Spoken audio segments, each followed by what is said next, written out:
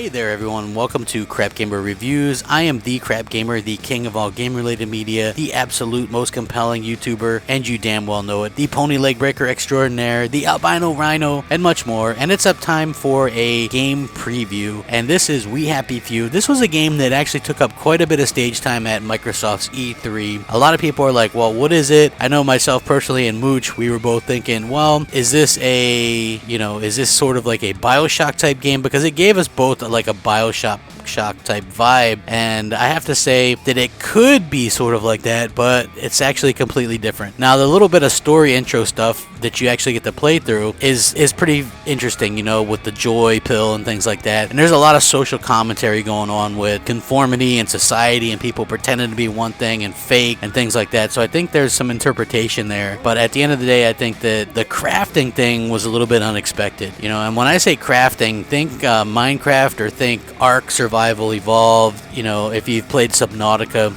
these types of games, you'll know that I'm not really big into like crafting type games, but the narrative part was enough to keep me interested and say, hey, I wonder what this game's going to offer long term. I have to say I'm really a fan of the story arc that you get to play in the introduction and things like that, and you probably already saw it at E3 because it's the same part that they allowed you to play or that they played through at the E3 stage, so I think that that's pretty interesting. And I also think it's very cool how they're playing off of like society and things like that. A lot of people think outside of the box like this, you know, you're at the beginning, you're basically censoring the media and things like that. So that's something that goes on in our every day-to-day life where the media is censoring what we see.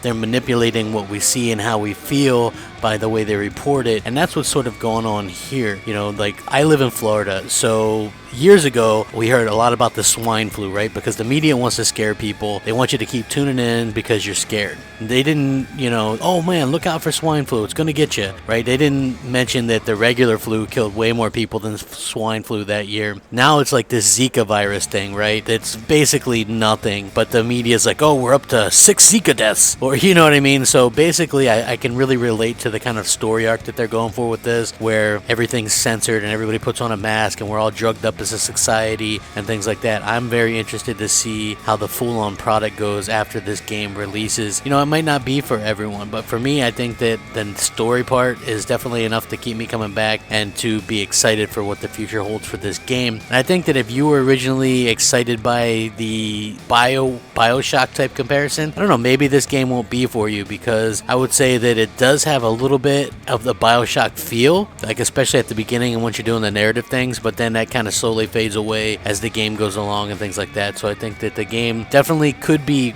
a really good game, and I'm really excited to see what comes from, you know, future updates, and of course next year will be the full-on release and things like that. So you know, if you would ask me, hey crap, is it really worth paying $30 for at this point? I don't know. You know, it depends on what you're looking for. You know, if you really like the idea of like crafting and just getting the jump in early and maybe help the way the development of the game goes, or not. You know, it's really totally up to you. For me, I think it's a pretty fun and interesting, you know, way to kill some time and kind of dive into this world that looks like it's going to be a full, rich, engrossing world, and I'm excited about it. So anyway, at the end of the day, I think it's a cool thing. I'm definitely all for the game preview, and hopefully you guys let me know what you think if you played it in the comments, or more preferably on Twitter at @the_Crapgamer or Xbox Live MOH Crapgamer. As always, thanks for watching. Rack 'em up, Crapgamer out.